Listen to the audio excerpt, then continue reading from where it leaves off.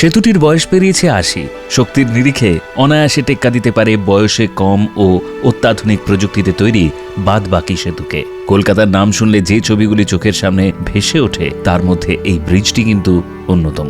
হ্যাঁ, ঠিকই ভাবছেন বন্ধুরা, আজ আমরা কথা বলবো সেই হাওড়া সেতু বা রবীন্দ্র সেতু নিয়ে, যা দ্বিতীয় বিশ্বযুদ্ধ থেকে ভারতের স্বাধীনতা এই সব ঐতিহাসিক ঘটনাবলীর সাক্ষী হয়ে মাথা উঁচু করে দাঁড়িয়ে আছে। কলকাতার প্রবেশদ্বার বললে আজও সবাই হাওড়া ব্রিজকেই ধরে। কলকাতার গর্ব এই ব্রিজ।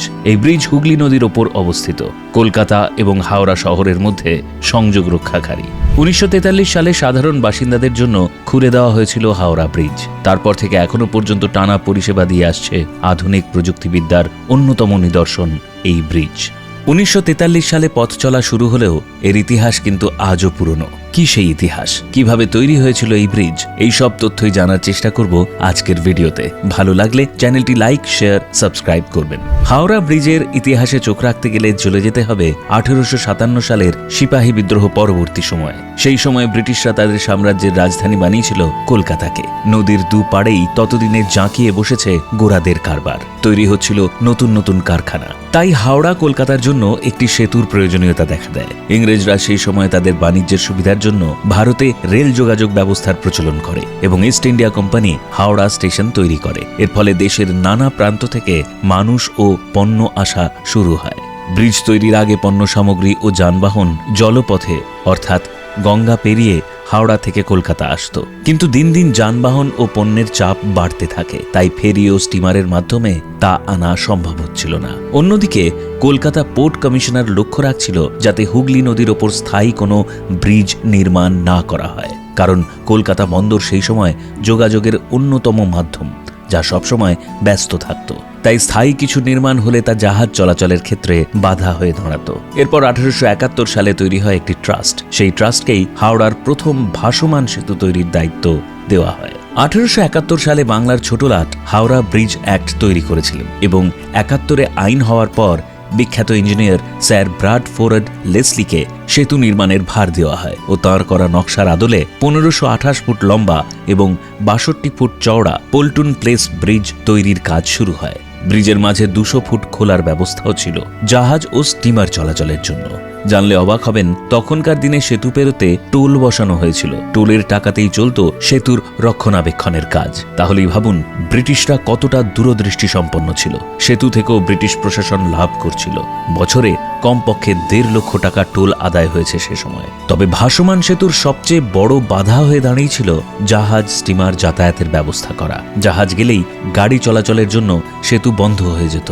দীর্ঘ সময় ব্রিজটি বন্ধ থাকার ফলে সৃষ্টি হতে লাগলো প্রচন্ড যানজট, আর যানজটের বহরও বাড়ত দিনের বেশিরভাগ সময়, কারণ দিনের বেলাতেই কেবলমাত্র সেতু খোলা যেত। এই ব্যবস্থা চলে ১৯০৬ সাল পর্যন্ত। তারপর রাতেও জাহাজের জন্য সেতু খুলে দেওয়ার ব্যবস্থা হয়। তবে রাতে জাহাজ চলাচলের ব্যবস্থা হলেও যানজটের সমাধান হচ্ছিল না।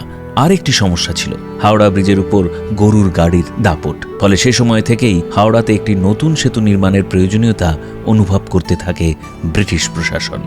পল্টন ব্রিজটি ৪৮ ফুট চওড়া ছিল, কিন্তু বাস্তবে গাড়ি চলাচলের জন্য ৪৩ ফুটের বেশি ব্যবহার করা যাচ্ছিল না। অন্যদিকে গরুর গাড়ির প্রবল চাপে হিমশিম অবস্থা হচ্ছিল বন্দরের। তাই বন্দর কমিশনার নানা টানাপোড়েনের পর সিদ্ধান্ত অনুযায়ী ১৯০৬ সালে ইংরেজ সরকার তথা ইস্ট ইন্ডিয়া রেলওয়ের ইঞ্জিনিয়ার আর.এস. হাইড, ইঞ্জিনিয়ার জর্জ কট এবং কলকাতা কর্পোরেশনের চিফ ইঞ্জিনিয়ার ডব্লিউ.বি. ম্যাকেভের নেতৃত্বে একটি কমিটি গঠিত হয়। তখনকার অবস্থা, সুবিধা, প্রয়োজনীয়তা সবকিছু বিশ্লেষণ করে প্রথমেই নবগঠিত কমিটি নদীর উপর ভাসমান সেতু বা ব্রিজ নির্মাণের বদলে একটি ক্যান্টিলিভার ব্রিজ তৈরির সিদ্ধান্ত গ্রহণ করে। বলা যেতে পারে রবীন্দ্র সেতু বা হাওড়া ব্রিজ তৈরির মূল সূচনা এখান থেকেই শুরু হয়। যখন এটি তৈরি হয় তখন এটি পৃথিবীর ৩য় বৃহত্তম ক্যান্টিলিভার ব্রিজ ছিল। বর্তমানে এটি পৃথিবীর ৬ষ্ঠ বৃহত্তম ক্যান্টিলিভার ব্রিজ।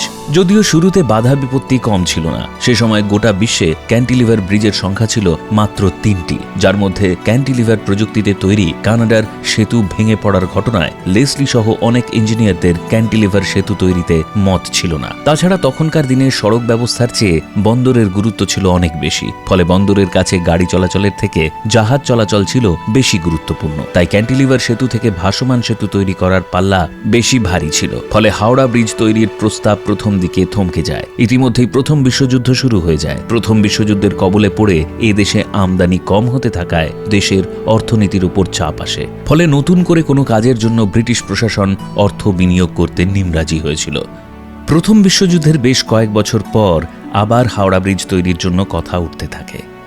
1921 সালে ব্রিটিশ প্রশাসন মার্টিন অ্যান্ড কোম্পানির মালিক রাজেন্দ্রনাথ মুখার্জিকে সঙ্গে নিয়ে নতুন কমিটি গঠন করে। কমিটির অন্যতম সদস্য ছিলেন কলকাতা বন্দরের চেয়ারম্যান ক্লিমেন হিন্টলে, জে ম্যাগলাসন এবং ইঞ্জিনিয়ার বেসিল মট।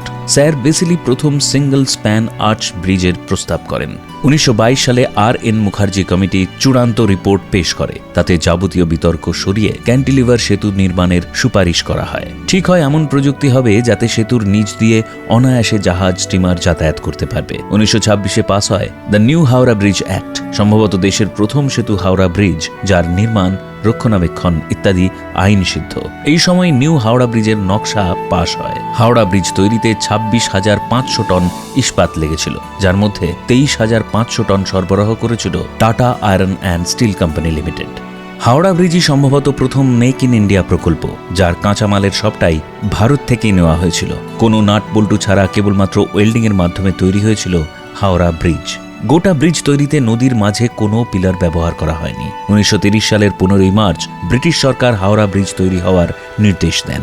সেই মতো 1934 সালে 705 মিটার দীর্ঘ হাওড়া ব্রিজ তৈরির কাজ শুরু হয়। 1943-এর 3রা ফেব্রুয়ারি তা জনসাধারণের জন্য খুলে দেওয়া হয়, কিন্তু কোনো অনুষ্ঠান করা হয়নি, কারণ তখন তুঙ্গে উঠছে দ্বিতীয় বিশ্বযুদ্ধ।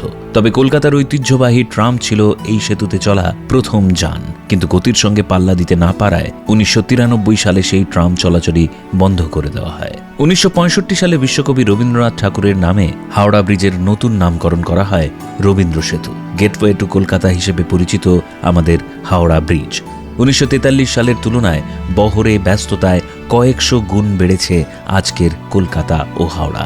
বেড়েছে গাড়ি চলাচল, একইভাবে রয়ে গেছে হাওড়া ব্রিজ এবং একই রকমভাবে পরিষেবা দিয়ে যাচ্ছে এই সেতু। প্রতিদিন ব্রিজটির উপর দিয়ে প্রায় 1.5 লক্ষ জন পথযাত্রী এবং 1 লক্ষ গাড়ি চলাচল করে থাকে। মানুষের থুতু ও পানের পিক, হাওড়ার ফুলবাজারের বর্জ্য ও পাখির বর্জ্য থেকে ক্ষতিগ্রস্ত হচ্ছে স্টিল দিয়ে নির্মিত এই ব্রিজ।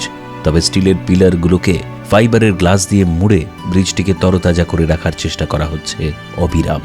ভাবতে অবাক লাগে, অত যুগ আগে ব্রিটিশদের নির্মিত ব্রিজ আজও শক্ত সামর্থ্য, কিন্তু গত 7 বছরে 4টি সেতু বিপর্যয় ঘটে গেল, কেড়ে নিল কত প্রাণ। কিন্তু এর নেপথ্যে দায়ী কারা? এখনকার প্রযুক্তি তো অনেক উন্নত, তাহলে কি নির্মাণের আগে ব্রিটিশদের দীর্ঘকালীন প্ল্যানিং এই সফল নির্মাণের অন্যতম কারণ? আপনাদের কি মতামত এক্ষেত্রে জানান আমাদের কমেন্ট করে। আর ভিডিওটি ভালো লাগলে লাইক করবেন। এই ধরনের ইনফরমেটিভ ভিডিও যদি আপনার ভালো লাগে তাহলে সমৃদ্ধ বাংলা চ্যানেলটিকে সাবস্ক্রাইব করতে ভুলবেন না। নমস্কার।